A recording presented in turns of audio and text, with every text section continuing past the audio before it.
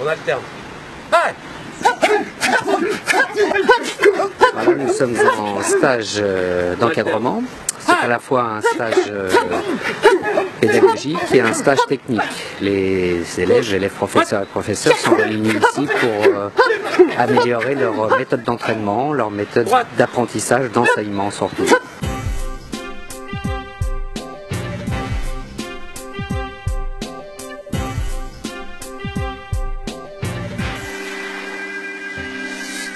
Mon souhait, c'est de créer une cohésion dans le groupe des élèves professeurs et des professeurs, que tout le monde ait la même ligne dans l'intérêt de l'école. Personnellement, c'est d'abord ma pratique et comment je la retransmets, mais c'est interne à une école, et cette école, c'est super important que j'y sois parmi.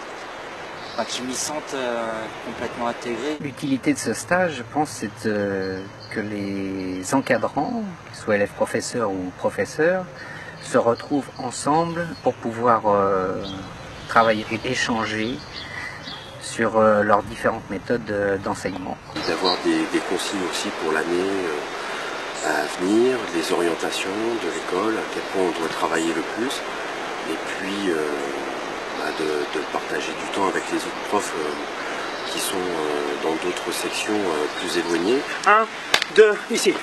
Je viens derrière. Je suis en Normandie, ce qui n'est pas à côté, donc le fait est de faire des stages, et notamment le stage professeur, ça me permet de me perfectionner et à partir de ce perfectionnement, si je ne stagne pas moi dans ma pratique, mes élèves ils vont pouvoir avancer. C'est le même mouvement, 1, 2, 3, 4.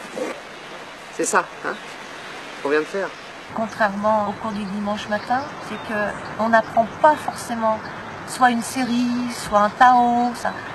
Là, la particularité de ce stage, c'est de peaufiner les mouvements, de rentrer dans les détails. Je pense qu'on a même vu des mouvements qu'on ne voit pas tous les jours. J'ai vu des choses que je n'ai pas déjà fait dans la salle.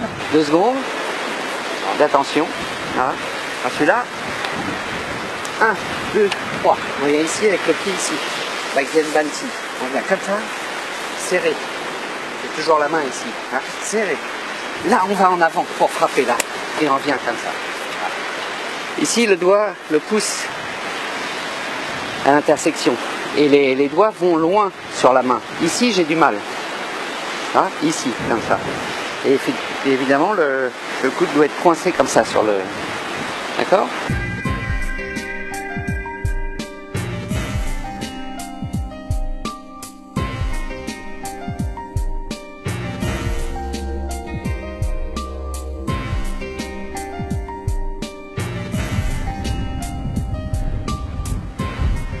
Moi, je pense que ça peut aussi être un bout de notre apprentissage de savoir mener un cours. Ce qui manque, je l'ai déjà dit, c'est de la rigueur.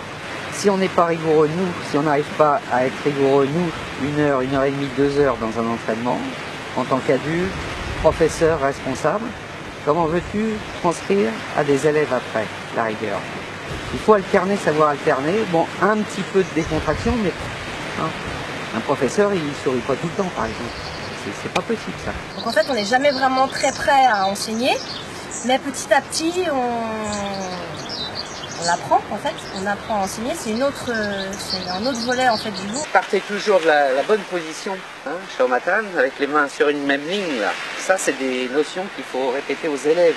Donc, il faut que ça soit bien assimilé chez vous, déjà. Toujours, ça doit être constant, ça. Dès que vous voyez un élève qui est comme ça, c'est pas normal, hein. Le centre, on cherche le centre, les deux coudes se serrent vers le corps, comme ça. Toujours les paumes sont en avant, les doigts en arrière. Ça m'a affiné ma méthode d'apprentissage, en fait. Et à l'issue de ce stage, je me dis, voilà, ça c'est ma méthode d'apprentissage et je sais exactement où j'en suis dans chaque mouvement. 1, 2, vous faisiez ça. Maintenant, 1, 2, 3. Il faut croiser. 1, 2, 3. D'accord? Ce stage est positif. D'abord, ils ont appris des choses nouvelles, techniquement. Ensuite, ils ont perfectionné certains aspects de leur connaissance, technique et pédagogique. Le but étant d'abord de ne pas oublier les bases, de revenir à l'essentiel, à des choses élémentaires, pour un enseignement plus fluide, plus construit, plus simple.